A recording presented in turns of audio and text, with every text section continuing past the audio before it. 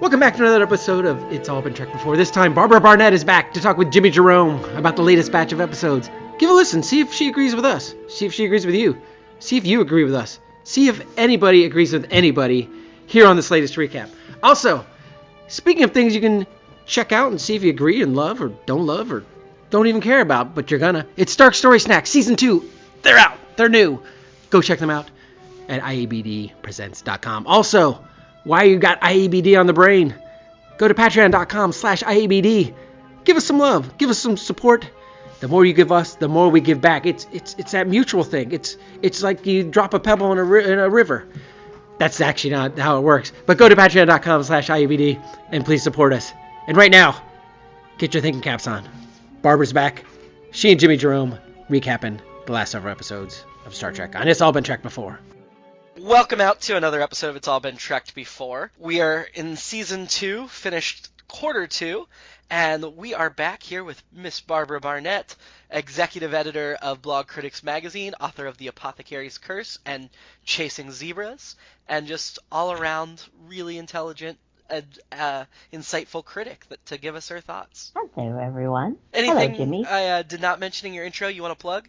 Well, I'm always plugging The Apothecary's Curse. Oh, absolutely. Which is, and I should say, was a finalist for the Bram Stoker Award this year, 2017. If this is airing still in 2017. No, this one will be 2018 probably. Okay, so it was a finalist last year in the Bram Stoker Awards, and won 2017 Killer Nashville Reader's Choice Award, which was kind of awesome. That is. And has gotten all kinds of kudos and acclaim and exciting stuff. And I'm hoping by the time our listeners are listening, if you go to my site, barbarabarnett.com, there will be a very cool flash-driven, it's like not touch, but like little doors and jars and stuff to open with little Easter eggs from the novel that I'm working on right now with a very gifted artist. So hopefully by the time you guys are listening to that, to this broadcast, that will be up and ready. And also always hang out at Blog Critics because there's always good stuff there, including Jimmy's stuff. And if you have read The Apothecary's Curse, I would much, much, much appreciate a rating, a review on Goodreads, and a review on Amazon.com. So I hit the magic number of 100. I'm at 102 ratings. Awesome. Well, I know I enjoyed the book, and I'm looking forward very much to the sequel when it comes out. Me too. I want to know how it ends. I actually still have an earlier draft of the book than what's published on my computer that I'm holding on to for posterity's sake. Of the first one. How much do I the first one? I know. Well, I know the first one. I haven't shown the second one to anyone yet. Except my husband. Sure. Absolutely. Who has been patient reading sections over and over and listening to me angst out about should it be a journal or a piece of glass that he finds behind the wall of the medieval monastery. How about a teaser like that?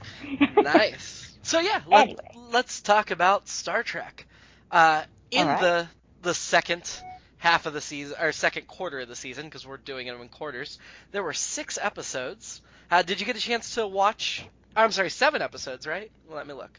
7, yeah. I got 7. A chance to watch several of them all the way through again, and I refreshed my memory on the others. So what is your favorite from this batch? Well, there are quite a few that I like. This was a good batch. I have always been partial, because they're just so much fun, are the ones with mud. I mean, honestly, I thought the first one kind of sucked. I mean, we ranked it pretty low in Season 1, and so I was the whole time, like, after that one, I was like, I know I love Harry Mudd. When are we going to get to good... that second one's got to be amazing for us to remember him so fondly. And then, of course, the second one was much, much better than the first one. Yeah. Well, I love his wife. Harcourt Fenton. That stuck in my memory since I was a little child. Oh, yeah. It sounded so much like my own. No, she didn't sound like my own mother. Have you had a chance to see Rainn Wilson play Harry Mudd yet on Star Trek Discovery? Where did he play Harry? No, I finally upgraded my Apple TV. Mm-hmm. I really liked Roger C. Carmel. He was so funny. Oh yeah, he's a great Harry Mudd, and he's one of the very few characters, maybe the only character, besides the core crew and Chapel and some of the extras on the Enterprise to return in the series. The only major guest star to come back a second time character. True. Well, except for Mark Leonard, but he's right, different character. Yeah. Speaking And of obviously he came in the movies, but well, yeah, no. So Mudd, for pure humor, I think the Mudd ones, and of course the Trouble with Tribbles, but between the Mudd ones and the Tribbles, just for flat out, just amusing, funny, and and you know what, when you get those few really humorous episodes, mm-hmm. I mean, there's moments of comedy in all the episodes, well, most of the episodes, but the ones that are just kind of for our amusement, what it does is it brings out William Shatner's acting. Because I think at heart, he is a comic. He has much better comic timing than he does dramatic timing. Interesting. I've never thought about it that way, but yeah, I loved him on Boston Legal, and that role was relatively comedic. Well, and it's big, mm-hmm. and it's outsized, right? And sure. So Mudd is, and Roger C. Carmel is got to be such a hoot to act against. Yeah, so they were just chewing the scenery up back and forth. The episode, I'm thinking back on it. I mean, the episodes that I really, really, really liked William Shatner in mm-hmm. were the ones where he got to be funny and use that comedic timing and that sort of, what was that? Oh, I bet you're talking about a piece of the action. That's the one. Yep. Oh, yeah. Yeah. It's another one that is hysterically funny in places. Yeah, it's not a good episode, but it is funny. But it's funny, and I swear that Shatner is better in those episodes than anything else. And it never, ever occurred to me before just a second. So what a revelation. Thank you. Anyway, so that was fun. So I like that one. I love Journey to Babel. Of course. Right? Because I'm the Spock girl. So that was our big insight into Mr. Spock. Yeah, I was trying to put myself in a place where I didn't remember anything about Spock going into that one. Because it's, at this point in my life, I know so much about Spock. And trying to be like, wow, was it really surprising? The parental reveal was kind of supposed to be a little twist there at the beginning. And, for those of us that have seen a million episodes or a million times, it's like, oh, no, of course those are his parents. I wouldn't even... Do you remember the first time you watched this episode? The first time I watched this episode, there's no way that I can honestly say that I remember my reaction to it. Sure. I do remember this episode. Mm-hmm. But the funny thing, I remember this episode for Mark Leonard, who was a really, really, really well-known character actor back then. He was in everything. And, even at the age of, 10, I was, my mom was a big TV junkie. Mm-hmm. So I would watch TV with her every single night. And he was on, everything. Every dramatic show that was on TV at that time, he did a guest spot on. So I remember him because I remember Mark Leonard so well. Mm-hmm. But, of course, I remember him from playing, the Romulan captain. And which I'm sure Star Trek was hoping you would not remember him, not realizing we'd rewatch these episodes 50 times. Well, he bears a striking resemblance to Leonard Nimoy. Yeah, he does. It's really good casting, father-son. And obviously Mark Leonard's phenomenal in the role. That the Russian-Jewish kind of hawk-like appearance. Mm-hmm. Which works so well for Vulcan and Romulan characters. Yeah, it definitely does. But I like Journey to Babel. I remember when I saw Star Wars for the first time, and I saw the bar scene. I just stopped. One of the things I'm going to speak about at my keynote address is the Star Wars versus Star Trek thing. Mm-hmm. I must. Sure. But the bar scene in the first, the genuine first Star Wars movie, not the happy Jar Jar Binks crap. Yeah, I do have some discretion. First, episodes 1, 2, and 3 do not, in my mind, exist. They are bastard children. Can I say that? Yeah, I mean, you can say that. I can say, honestly, having rewatched them all before Force Awakens came out, I think A New Hope Episode 4 is just as bad as the first three prequels.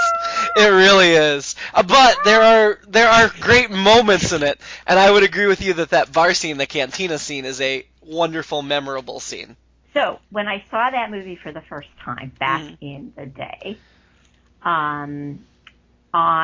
I immediately I remember this, sitting in the movie theater and flashing on that episode of Star Trek, because you had all of these great aliens, you know, like normal, doing normal stuff. They weren't they were just doing normal stuff, like being representatives of their respective planets. And I remember seeing that bar scene and immediately flashing onto Journey to Babel, which none of them pronounced that correctly. They all pronounced it differently. Some of them said Babel, some of it said Babel. It's Babel. It's like from the Bible. Right. So do you know the reference and why that episode, I think, in my mind, why it's called that? Why do you think it's called that? So Babel, which is where they were going, obviously, but in the Bible, Babel, there's got to be a song in there somewhere. In the Bible, Babel was this tower, right? And the idea was, in Babel, everybody spoke like all these different languages together, and everyone understood everybody. Right? Babel. That's where you get the idea of babbling. Like the Babel fish in Hitchhiker's Guide to the Galaxy that is like a universal translator. Exactly. Exactly. Right. And like Babel. Like, you know, Babel the translator on the internet. And so here you have this conclave of all of these different people with different languages and different customs gathering in this one place to do diplomacy together. And they would never understand, even though they may all speak each other's languages and have translators, understanding each other's traditions and customs is almost, an impossibility. Right. So I just thought that was kind of a cool name for that episode. Oh yeah. With that sort of metaphor. Did you pick up on the metaphor? Yeah, because there's enough pop culture and science fiction that have used that reference. And I did go to church as a kid, but I don't remember that really being an emphasized story in the Catholic Church. Well, yeah, I mean, the Jewish tradition would have their own same in a lot of ways. Yeah. Yeah. I mean, it's in the story. It's in the section. Sure. Torah on Noah. The end of that story. After that story. So I really liked that episode a lot. It was really fun in Friday's Child seeing Julie Newmar, who was a genuine pop icon. She was a pop culture icon of the 60s. Right? You know that. Oh, yeah. Absolutely. What is she most famous for? Catwoman, probably. That's right. Although she was famous for other stuff, too. Oh, yeah. Once she was Catwoman, that was it. She was Catwoman. That's what I knew her as. The first time I saw this. Yeah, so that was actually, and I liked that one. The funny thing, so this was a good episode for McCoy. So it's like funny because this whole section had really good backstory episodes on each of the main cast. But it's funny, the whole thing with her and the baby. I kept thinking about Daenerys Targaryen. How so? And you know, the baby, her baby, and the whole thing with because her baby should have been the one to lead the people, the Khalasar and all that. Yeah, and that whole story, and I was just kind of channeling her a little bit. It's like, oh, wow, I wonder if, there's a hint of that in George R.R. Martin's. Well, our theory that we frequently talk about on this podcast is how everybody ripped off Star Trek in subsequent years. Oh, yeah. So you've already pointed out a couple of examples how Star Wars with the cantina scene was just ripping off Journey to Babel. And how now we're deciding George R.R. Martin just ripped off Friday's Child. Totally understandable. Well, George R.R. Martin ripped off this this great Celtic myth that I use in my novel. Ah. Jaime Lannister, so right, Jaime Lannister has a silver hand, right? Mm-hmm. So there's a story in Celtic mythology of Ermid and the warrior, half-human warrior Nuada. And Nuada's hand was severed in battle. And Ermid's father, who is the god of medicine, replaced it with a silver hand. Oh. And Ermid said, well, you can't lead a people with a fake hand, essentially. And she replaced it with a flesh and bone hand. And she got into big, bad trouble because of that with her dad. But that's the myth in sort of a nutshell. And I use it in a different way in Apothecary's Curse. But I swear that Jaime Lannister's non-hand, his silver hand, has to come from that myth. His is gold, but I'm sure that's just a minor change. Yeah. Yeah. Well, because Lannisters are so rich they wouldn't deign to have silver. Oh God, no! They must be gold. But yeah, I could absolutely see. I can see what you're saying about Friday's Child in the Game of Thrones, for sure. Yeah. Yeah, that episode was okay. Not anywhere near as good as Journey to Babel and I Mud, but not bad. Well, I mean, I think DeForest Kelley. I like DeForest Kelley. Mm-hmm. I think he's a fairly one-note actor, in my opinion.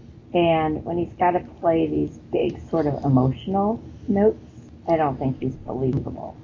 So Spock can really do the emotion. Sure. Jack Which is ironic there, isn't it? Yeah. Well, that's what I said that before. That's what's so incredibly compelling about the character of Spock, because there's that undercurrent of real humanity and real feeling that's constantly at war, and that's what makes that character so magnetic. And the way Nimoy had such an arc over the time length he played him. Because in these early episodes, he's very much trying to be Vulcan and trying to tamper down the human. But then when you see him in the movies after his death and rebirth and in the Next Generation, he's way more comfortable with his human side.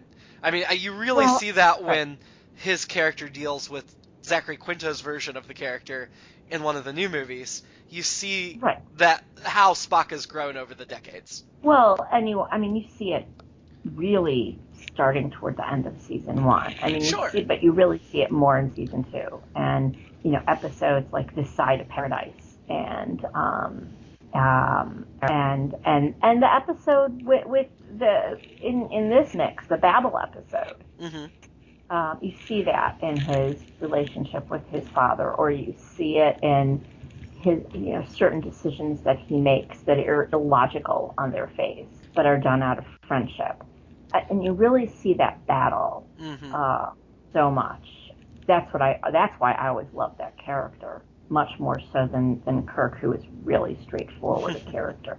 Sure. But I would say my favorite episodes in this were I Mud, and we didn't talk about Metamorphosis either. I forgot how much I really liked this episode. Yeah, that's one that when I think about it, I think of it as kind of boring, but it's not bad. Like, it's got some interesting things to say. They've done this episode before. I mean, in different ways. Well, they have a ton of cloud creatures in the original series. Right. This season alone, there's several. There are, especially female guest characters who decide to stay on another planet because the guy that's on the planet is lonely. We've had male characters do that already in the original series as well. Yeah. The Corbomite maneuver, for instance. That's true. But it's, it's a trope in romance, and it was done really, really well. Who played the woman? Was that Eleanor Donahue? I don't have the IMDb page up in front of me, but she was good. Yeah, it was well done. The only thing that I found slightly strange about it was she was so adamant at the beginning to get back to the planet, and when she was merged with this cloud creature, the planet was secondary. Well, I want. we I had a want big my question man. of how equal was that merger. Yeah. Obviously she gave up something to save her own life, but did the cloud really take her over, or is she equal presence in the body? I'm not sure. I'm really not. I don't think so. I mean, I think she's a shell. Mm-hmm. That it's mostly the cloud inhabiting the body at the end. Oh yeah, Yeah, I that's think what I was so. thinking too, even though they try to play it as it's both. It's not because I think she was dying, Mm-hmm. and I think that was it was like Spock's brain from another season. We have not talked about the Deadly Years or We haven't. Obsession at We all. haven't. So the aging thing. Yeah. I thought that was a really well done episode. I remembered it. It's like I always kind of judge Star Trek episodes. Mm-hmm. Most of them I haven't seen for a long time. And if I remember them in the first scene, Mm-hmm. and I remember the whole episode, then I think it was a memorable episode enough. So I remembered this episode, and maybe because it was just kind of weird watching them age. Mm-hmm. And, remembering that Spock aged much slower than everyone else. Yeah, he did.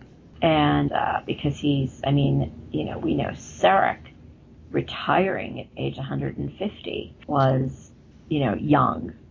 So we already know from the Babel episode that, Vulcans age much slower. They have really good telomeres, I guess. Mm-hmm. And that they age much slower. So that was kind of interesting to watch them. I remembered, and I didn't get to watch this one all the way through, so tell me if I'm wrong here. But I remember that McCoy turned into this kind of Southern country doctor. Yeah, he did. Yeah? Yeah. See, and I watched the episode all the way through, long enough to see that. Yet, I remember it from 50 years ago. Yeah, I mean, it was kind of ridiculous, but I liked D. Kelly, and it was fun. It was silly, because why would he all of a sudden start talking like this? Yeah. Like Yep. he was just like Mitch McConnell or something. And Kirk, of course, losing his memory and repeating himself and getting frustrated. That was actually really well done, I thought. So I liked it. I liked the risk taking, and I thought it was well executed and memorable enough. And again, filmed much earlier than mostly everything else. Mm-hmm. And then Obsession, I liked that. I remember that with this sort of idea that just tracked back to Kirk's time on the Farragut. It was Star Trek's first but far from last Captain Ahab episode. Yeah. So I felt like Kirk was pretty out of character for most of it. Yes, because he's usually more controlled than he was. I just didn't believe he'd put the ship and lives, I don't care, at risk the way he did. Yes, you're right. But that was Kirk being Captain Ahab. There was the white whale right in front of them. And I thought it was actually kind of interesting that, what was the kid's name? Oh my gosh, what was the kid's name? I gotta go back to this. There's Rizzo, Ensign Garovic. Yes, Ensign Garovic, that was it. Okay. Yeah, with Garovic being there to see the thing that his father encountered. Mm-hmm. That was pretty, I can't remember, and I'm sorry because I didn't have a chance to watch this one except for sort of scanning through it. Mm-hmm. Was there a reason for them encountering this being, or was it random? It was random. So you have a random episode. That's what I thought. That's what I remembered. Mm-hmm. And you have Garovic, who was on the Farragut, and they encountered the same thing. Kirk was on the Farragut and had encountered it. Yeah. Right, and then but it's less.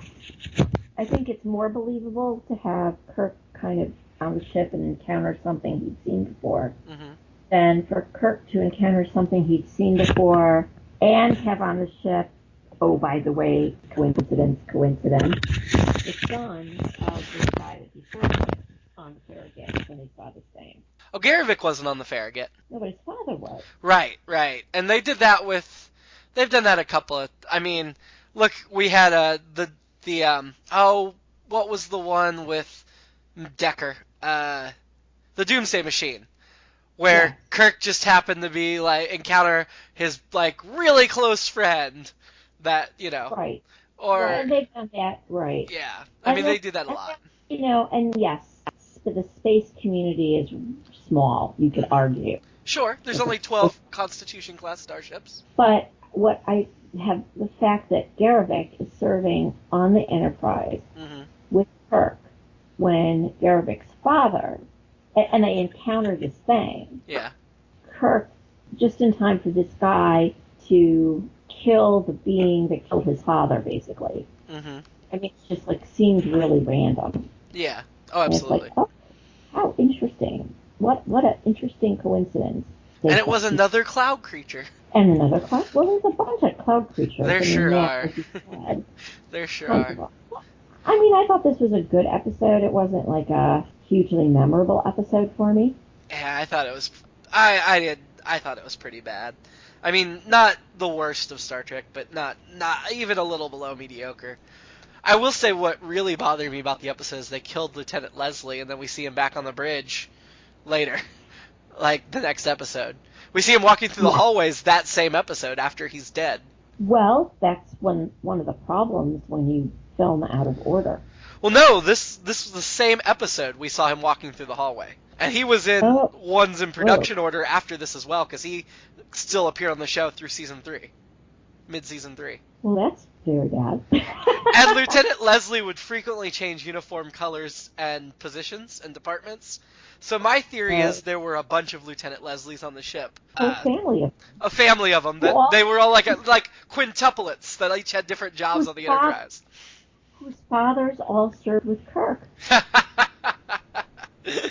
Well, they all have the same father, I would assume. Or they're clones. I don't know. Life model decoys. Well, I think, Lieutenant Leslie, Ensign Lieutenant Leslie, is the guy with the red shirt. He was just an extra that they used a lot, but they used him so much that people remembered him. And the fact that they just... I mean, I guess the original script had called for him not to die, and then for whatever reason when they were filming it, they killed him in that opening, which then made no sense because they didn't fire him from the show. They kept using him. Right. And he's kind of the random guy in the red shirt, Sometimes he wore red, sometimes he wore yellow. Well, no, But I get, right? yeah. I mean, from Galaxy Quest. Yeah, I just think it shouldn't have been Leslie if they were killing off a red shirt at the beginning of the episode, if they were still going to use Leslie. But, oh well. I guess they didn't think he was important enough that anybody would notice. Leslie and Kyle, they were always just kind of background characters. But still not as bad as using Mark Leonard in 2 episodes. That's true. That's true. I mean, really. Yeah. They just did stuff like that. Mm-hmm. I think they did stuff like that so I think that actors were attached to studios. Yeah. Back then. They were. And they were, on everything that studio produced. Mm-hmm. And they would just be on call. Hey, we need a random guy and, do this, that, or the other thing. And it could be the same guy, playing a different character, or a character with the same name. I don't know. Maybe Leslie was the name of one of the writer's kids or something. Yeah, I don't know. So how would you rank this series, this 7-episode series? So... You always asked me first, and I thought I would get it in before you did. Yeah, I think it's pretty spread out over what we've seen in Season 2. Like I said, it's got both the best and the worst episodes of the season so far. Where we're recording, we've watched 18 episodes this season, so we're 5 ahead of where we're talking right now, but they stayed number 1 and the last one in this. Right now we have Journey to Babel as number 1 for the season, followed by Mirror Mirror, Trouble Troubles, Amok Time, Doomsday Machine, and then I Mud. So it takes a few down there before you get to the second one from this batch. Several from the first season, or from the first part of this season, and then Trouble Troubles, of course, is near the top, which we'll talk about more in our next episode. But then after that, right after I Mud, right below it is Metamorphosis. Got a couple more episodes, and then near the bottom we have Deadly Years, Then Freddy's Child Obsession are kind of near the bottom back to back, and then of course ending with Cat's Paw as what we have as the least of this season. Would you say that order's about right for this batch, or would you have switched some of those around? Okay. I would agree. I mean, I would have argued with trouble with tribbles, but we'll talk about that next episode. But yeah, Journey to Babel, then I Mud for this batch. Journey to Babel for sure. I mean, that was such a great, memorable episode on so many different levels. Do you think it's fair that we put Mirror Mirror, Amok Time, and Doomsday Machine above I Mud, or do you think it deserves to be further up? Those are all great episodes. Amok Time definitely goes up there. I mean, that probably is one of my favorite episodes of all time for Star Trek. All the seasons, if I were to rank all the seasons, Amok Time would be up in my top 5. And I think I Mud was probably, because it wasn't as serious an episode, you probably justified for putting it where you do. Yeah, I mean, most of those up there, aside from Tribbles, are more serious. I mean, even Mirror Mirror, I was surprised, because I remembered it being fun, but I didn't really view it as high quality. I was surprised it's number 2 so far for the season for us, but it was, rewatching it, it was very solidly built. And Doomsday Machine with Matt Decker, man, that was just a great episode. Yes. I would totally agree. Yeah, we agree for once. Wow. I think we disagreed early on, but as we've gone on, we found more and more agreements. Although obviously, like in this batch, we ranked Cat's Paw quite a bit lower than you would, or there's those differences. I mean, Cat's Paw. I mean, I thought it was a Halloween episode. It wasn't. At first, I thought there would be some Shakespearean stuff to it, and there wasn't. So it was kind of disappointing. I had more hopes for it, I suppose, actual delivery on it. But I would definitely. Now, what were your top 3 again? Mirror Mirror. Journey to Babel, then Mirror Mirror, and then we'll skip Tribbles for now because we haven't got to that in our recaps. But then Amok Time would have been the 3rd if we skip Tribbles. Okay, I would say Mirror. Yeah, I would put Mirror Mirror and Amok Time close to each other. I don't know if I'd have them in the same order, but where you'd have them. So yeah, I think we pretty much agree. Yeah, I mean, honestly, having watched, I'd say in season 1, there were 3 episodes I'd be fine with never ever seeing again. Charlie X, Alternative Factor, and Tomorrow's Yesterday. This season, there've only been two so far. One that we've reviewed together, Cat's Paw, I'm good with never seeing again. And then there's one we've already reviewed from the 3rd batch that I think is also really terrible. But other than that, I mean, even other than those handful of episodes, basically 5 episodes and like almost 50 we've watched, the rest of them, even the not so good ones, are better than a lot of TV. Like, it's still, even bad Star Trek's usually pretty decent. Oh, yeah, I agree. It's a well-done series, and it has, and it stood up the test of time. Yeah. And it wouldn't have spawned what it, I mean, it was, going to go the way of other canceled TV in its day, and it was brought back, and it really wasn't until it was in reruns after school that it came into its own. Right. But it's really held up generation after generation. Yeah, I'd say it took a good 10 years for it to get pretty popular. Yeah, I would say that's true. That's true. Which is funny, because I don't know that you could point to a comparable series today. I mean, other than perhaps Firefly, that's gained a lot of popularity after it's been off the air. Deep Space Nine. I will say Deep Space Nine's reputation has been going up lately now that people can binge it on Netflix. But Buffy was good. I think people liked Buffy when it was on, though, didn't they? It ran 7 seasons and had a spinoff. And Battlestar Galactica. That one was one I think also, when it was on, people appreciated it. But because it was on Sci-Fi, no one saw it. Well, that's their own fault, because I was sure. I was watching it eagerly. But you had to have Sci-Fi in order to have it. Yeah, but that was part of most basic cable packages.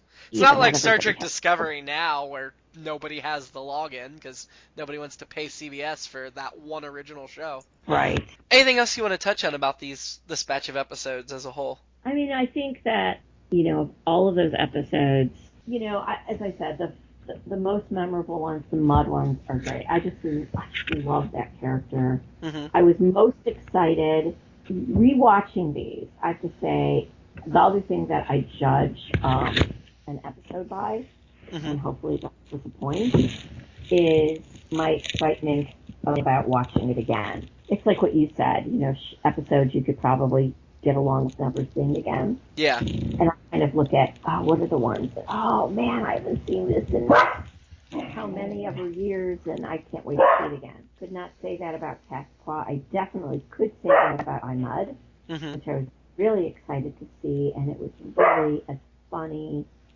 as good as I remember Norman, and all the really beautiful androids. Yeah.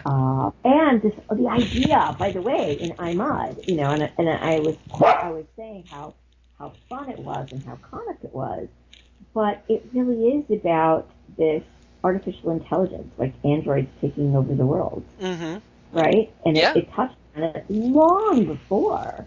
Speaking of Battlestar Galactica, sure. Long before there was Cylons. Everything rips off Star Trek.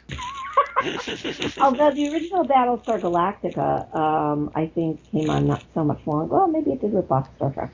But the whole idea of these, this whole race of androids there to help humans, but then knowing what's better for them and being stronger and more intelligent and more reliable than humans. I mean, it's still a thing, right? I mean, it's really the singularity, right? Yeah. The whole singularity. Well, it's like that show on it's AMC British co-production Humans. It's kind of like that. Yeah. So I thought that, in retrospect, iMud, it wasn't a main part of it. So, yes, iMud definitely has an underlying idea in it. I really, the more I think about it, the more I think that was a minor but significant little thing. And Journey to Babel, I mean, I just thought that was one of the strongest episodes.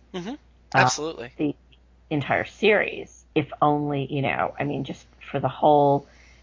So I think it's the first time we've seen this idea of interplanetary diplomacy going on. And we're introduced to a lot of. I wish we'd seen some of those other races more, and they developed them more after this. I mean, Andorians, Tellarites, we don't see them again for a long, long time, unfortunately. No, we don't. But no, it's a TV show. Yeah. But they wanted to just show that there were all of these different species. And, it was a metaphor, I would imagine, the mid-'60s, middle of the Cold War. And not so long after, 20 years after World War II. I would imagine that this was a commentary on the UN. Could be. During the Cold War. And do we let in this country that is sort of sketchy? And I'm wondering if, in retrospect, that was a commentary, which Star Trek did all the time. Oh, yeah. Commentary.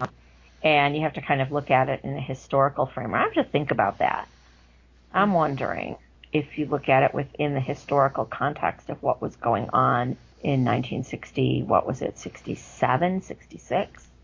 This would have been 67. 67, yeah. And take a look at whether you could pluck out some historical themes. I'm sure it's been done. It's all been done. Oh, score. I can't resist. That's why we named the network this. I think it's great. I do. I love it. And so I think, the other episodes, The Deadly Years, Friday's Child, I think for this series of episodes, the three standouts are iMud, Metamorphosis, and Journey to Babel. Not in the order. Journey to Babel, iMud, then Metamorphosis. I totally agree with that order, and that point, yes. We agree. Yay! Do you agree? Yeah. Zoe agrees too. Huh? I said Zoe agrees too. You can hear my child in many other episodes of the series because she frequently sits at the table with us while we record.